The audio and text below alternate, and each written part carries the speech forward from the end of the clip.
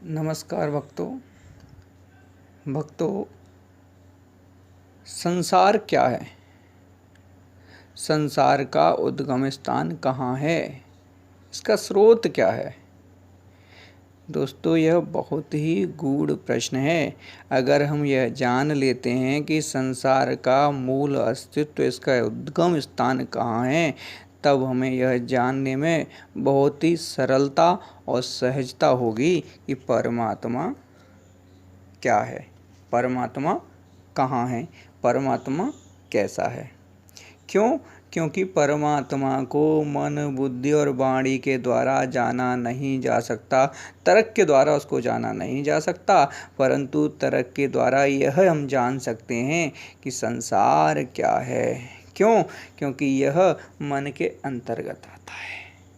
संसार क्या है?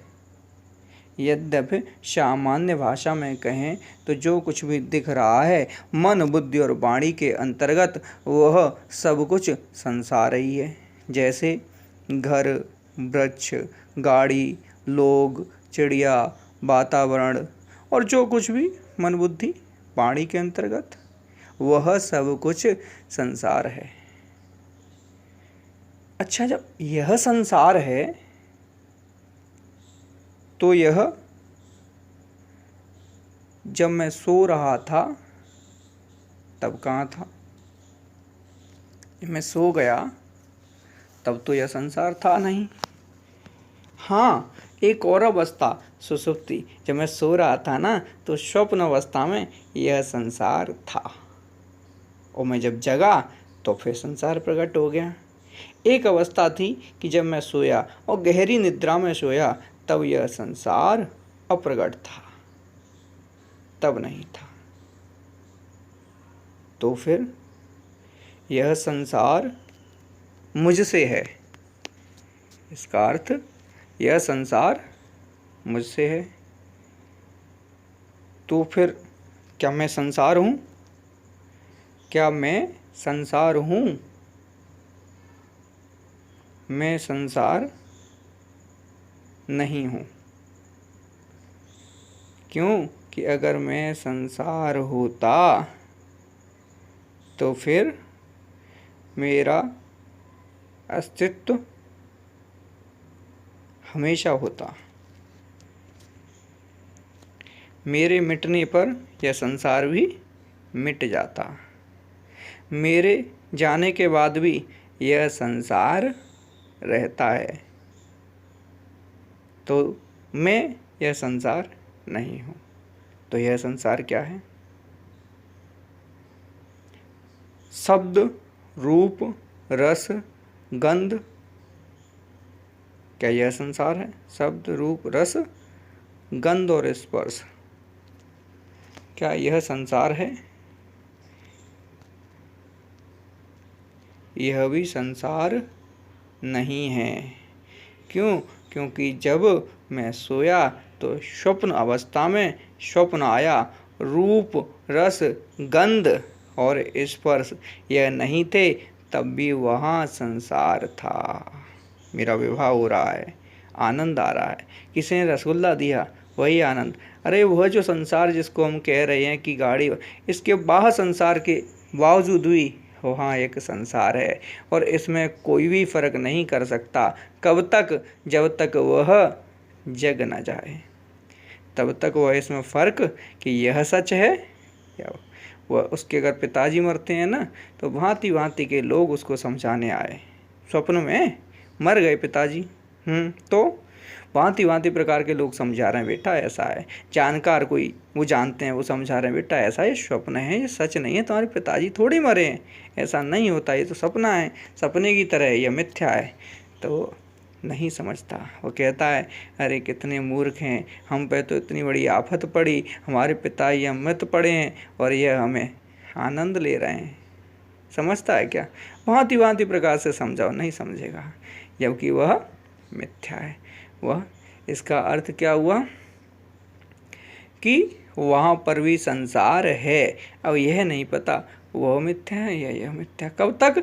जब तक वह जाग नहीं। जब चला गया, जाग गया, तो वह संसार निवृत्त हो गया, फिर यहाँ संसार। इसका अर्थ क्या हुआ कि जब आप स्वप्न अवस्था में भी एक संसार था, जो बाहर संसार के बिना भी वो वैसा ही प्रतीत हो रहा था, जैसा बाहर है वैसा ही सत्य, सब कुछ वैसे के वैसा। कब्जा अब जब मैं जगा तो अंदर का जो संसार था वह नष्ट हो गया, अब यहाँ संसार प्रकट हो गया। इसका अर्थ क्या हुआ कि संसार मेरे अंदर से है, संसार मेरे अंदर ही है। तो वह क्या है? तो वह संसार क्या है? तो वह संसार रूप रस गंध और स्पर्श नहीं है।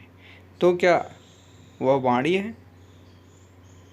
वाणी क्या है?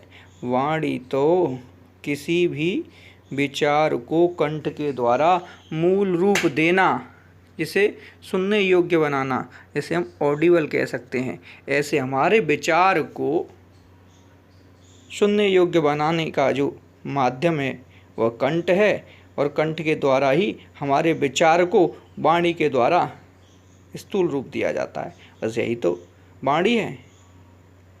अरे अगर स्थूल जो सुनने योग्य ध्वनि नहीं है, कंठ नहीं है, तब क्या विचार नहीं है? तब क्या मैं अंदर से बोल नहीं रहा? आप मुंह बंद करो तब भी आप उसको बोल सकते हो, उसको समझ सकते हो। जो आपके अंदर चिंतन चल रहा है वह तो तब भी चलता ही है। बस फर्क क्या, गूंगा नहीं होता। उसके अंदर तो संसार है ना, उसके अंदर तो वो सब जान रहा है, बोल रहा है, कह रहा है ना, लेकिन उसको व्यक्त नहीं, ऑडिबल वाला जो कंठ है ना, उसके माध्यम और जिह्वा के माध्यम के द्वारा संसार में नहीं उस विचार को। तो मूल सूक्ष्म क्या? विचार। तब क्या संसार विचार है? हाँ, संसार एक विचार है, क्योंकि विचार के माध्यम से ही यह प्रकट होता है, विचार के ही माध्यम से यह। क्योंकि जब कुछ नहीं था सुषुप्ति अवस्था में, तो मैं सोया था, तो मेरा जो मन था उसके साथ में चिंतन था, उसके साथ में विचार था। तो जो विचार है उसका उद्गम स्थान कहाँ है? उसका उद्गम स्थान हृदय है, उसका उद्गम स्थान मन है। और मन कहाँ वास करता है? हृदय में। और हृदय में ही आत्मा का वास है, आत्मा इसका स्रोत है। हृदय में ही मन का वास है, और मन से विचार की उत्पत्ति। तो संसार मन से है। जो कुछ भी दिख रहा है वह सब कुछ मन का ही है, मन की ही सृष्टि है, मन की ही कल्पना है। मन ही सुख भोगता है, मन ही दुख भोगता है, मन को ही अच्छा लगता है, मन ही खाता है, मन ही पीता है, मन ही सूंघता है, और मन ही सब कुछ करने वाला है। यह तर्क के द्वारा सिद्ध होता है। आप कहोगे हंसोगे, नहीं नहीं नहीं, कैसी बात कर रहे हो आप? मन है बहुत गूढ़, बहुत ध्यान से सुनना पड़ेगा, तभी आप इसके गूढ़ में पहुंचोगे। ऐसे नहीं, बिन सत्संग विवेक न होई। सत्संग के द्वारा, सत्संग के माध्यम से, और बड़ी अति कृपा से प्राप्त होता है। अच्छा, कैसे है? आपका तर्क होगा कि संसार मन संसार कैसे होगा? यहाँ तो देखो, हम सब कुछ पेड़ भी हैं, वृक्ष भी हैं, और हम फल भी खा रहे हैं। तो मन खा रहा, देखो हमारे मुख में जा रहा है, मुंह खा रहा है ना। देखो, अब देखो हम मार रहे हैं तो हमारे शरीर को लग रहा है। आप कह रहे हो मन को लगता है, सुख भी मन को होता है, दुख भी मन को होता है। तो कोई प्रमाण है? हाँ जी प्रमाण है। सुख भी मन को होता है, दुख भी मन को ही होता है। और होना क्या है? कुछ नहीं होता, सब कुछ विचार का चिंतन है। जैसा चिंतन होता है वैसा ही शरीर पर प्रभाव पड़ता है। कैसे जान सकते हैं? ऐसे जान सकते हैं कि जैसे मेरा पुत्र है, तो मेरा जब पुत्र मरेगा तो कितना कष्ट होगा, बहुत दुख होगा ना। तो क्या सिद्ध होता है कि जब कोई मरता है तो बहुत ही कष्ट होता है, अति कष्ट होता है। अच्छा, तो ऐसे ही ऐसा क्या हुआ कि मेरे पड़ोस में मेरे पुत्र के ही समान ऐसे ही हाथ पैर सब कुछ था और उसकी मृत्यु हो गई। मेरे पुत्र की जितनी उम्र का ही था, परंतु मुझे कष्ट हुआ?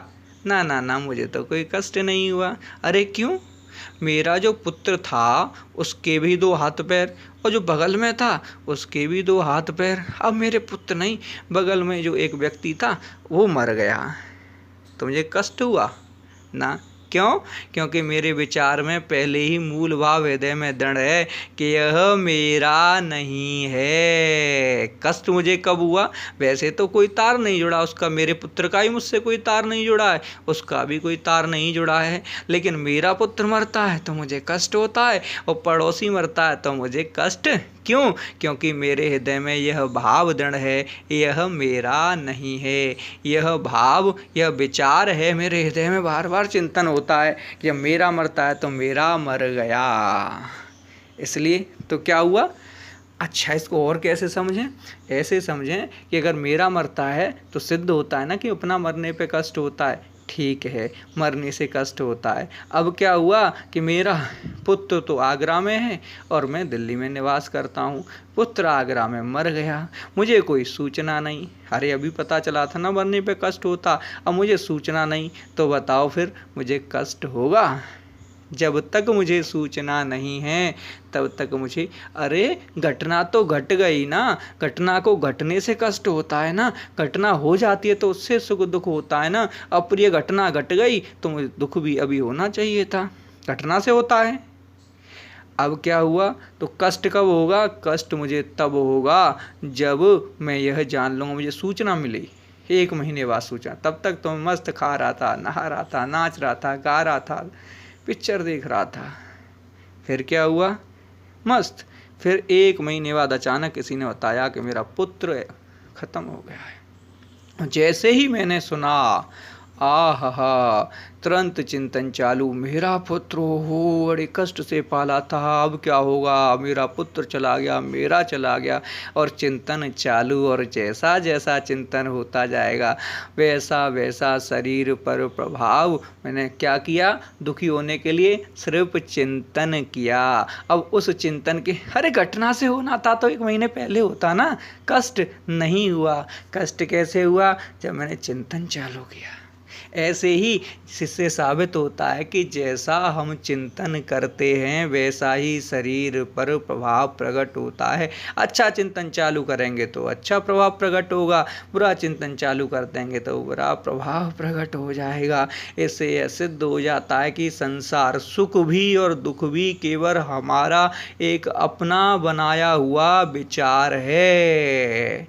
जैसे हम कहते हैं कहीं कि हो यहाँ कहते हैं शादी हो रही है, बड़ा आनंद आता है, या शादी में दावत में चलें, दावत खाने चलते हैं, तो कितना मन लालायित हो जाता है, खुशियों से, अरे आनंद की अनुभूति होती है वो, क्योंकि हमने इस शब्द को पहले से ही हर्ष से, उल्लास से भर दिया है कि ऐसा शब्द श्रवण करने को मिले। और यही दावत खाने चल रहे हैं, एक स्थान पर कहते हैं तो कहते हैं इसका अर्थ होता है वहाँ दावत खाने चल रहे हैं, मतलब वहाँ कोड़ों से पिटाई होगी, तो वो दुखी हो जाता। एक ही शब्द, अरे पानी मांगा मैंने, तो यहाँ आप पानी मांगो, इंडिया में प्यास लगेगी तो ये तो मिलेगा, और अमेरिका में मांगो तो पानी पानी कहते रहो, वस्तु तो एक ही है, परंतु जब तक वाटर नहीं बोलोगे तब तक मिलने वाला तत्व वही है।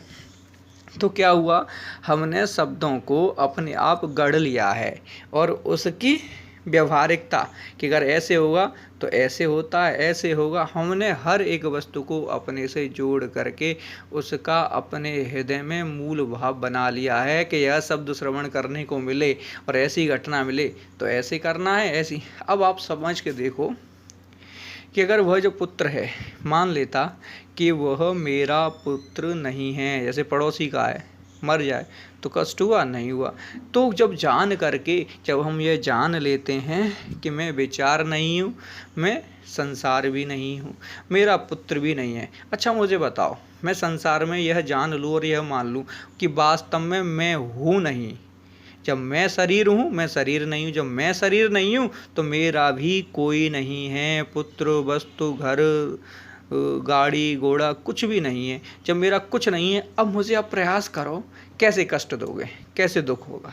प्रयास करो आप दुख देने का, क्या कहोगे? पुत्र मर गया, मैं तो पहले ही जानता हूँ मेरा नहीं, यही तो दुख दे सकते हो। अच्छा क्या कहोगे आप कि तुम्हारी गाड़ी खो गई, चोरी हो गई, मेरी गाड़ी है नहीं, तो कैसे कष्ट होगा? हो सकता है क्या? अब प्रयास करके देखो, आज आपके लिए यही कार्य है कि आप प्रयास करके देखो। जब मैंने यह मान लिया कि मैं शरीर नहीं हूँ, जब मैं शरीर ही नहीं हूँ, जब मैं पहला बहुवचन ही नहीं है, तो सेकंड पर्सन थर्ड पर्सन की तो बात ही उत्पन्न नहीं होती, द्विवचन और तृतीय वचन की तो बात ही नहीं हो सकती। तो अब मैं शरीर नहीं हूँ और मेरा कोई नहीं है, तो मुझे आप ये अपने अंदर चिंतन करके देखो। अब कोई ऐसी परिस्थिति प्रकट करके बताओ जिसमें दुख हो सकता है क्या? नहीं हो सकता। दोस्तों, तो आज के लिए बस इतना ही। आगे और भी है, लेकिन वीडियो के माध्यम से यह प्रश्न बहुत बड़ा हो जाएगा। अभी तो इसमें बहुत ही गूढ़ता है। यह वैसे तो हमने कोशिश की कि आप तक सत्य पहुँचे कि संसार है वह एक विचार मात्र है, इसके अतिरिक्त कुछ भी नहीं है। अच्छा, आप कहोगे कि अगर ऐसा है तो देखो, शरीर में तो हम थप्पड़ मार रहे हैं ना, तो शरीर को लग रहा है। आप कहते हो ये मन है, मन के अंतर्गत सब कुछ, मन के अंतर्गत है, इसका स्रोत मन है, तो ये मन को लगा। जी हाँ, मन को लगा। तो कैसे लगा? आप समझ सकते हैं कि जब एक व्यक्ति का ऑपरेशन होता है ना, तो एक इंजेक्शन लगाता है। अब उसको कितना भी काटो, कितना भी फाड़ो, अब उसको दर्द होता है क्या? क्यों? साइंस में पढ़ के देखो आप, तब पता चलेगा कि जो इंजेक्शन है ना, वो मन से जो संपर्क को, त्वचा के संपर्क को जो ख़त्म कर देता है, उसको मन को जो सूचना देने वाले सिग्नल्स होते हैं वो वहाँ तक नहीं पहुँचे, मन से संपर्क खत्म हो जाता है। इसीलिए उसको कहीं से भी काटो, कुछ भी करो, उसको दर्द नहीं होता। अगर शरीर को होना होता तो होता। तो दर्द या सुख या दुख जो कुछ भी होता, और संसार भी, सब मन के अंतर्गत ही आता है, सब मन को ही होता है। और जब मन का निषेध होता है, तब आगे की प्रक्रिया फिर किसी दिन हमेशा और गूढ़ता से और स्वच्छ शब्दों में और सहजता से और परमात्मा की तरफ चलेंगे कि परमात्मा कैसा है। और जब इस मन का निषेध होता है ना, तब पहली सीढ़ी प्राप्त होती है परमात्मा की तरफ। आज इतना ही। राधे राधे, धन्यवाद।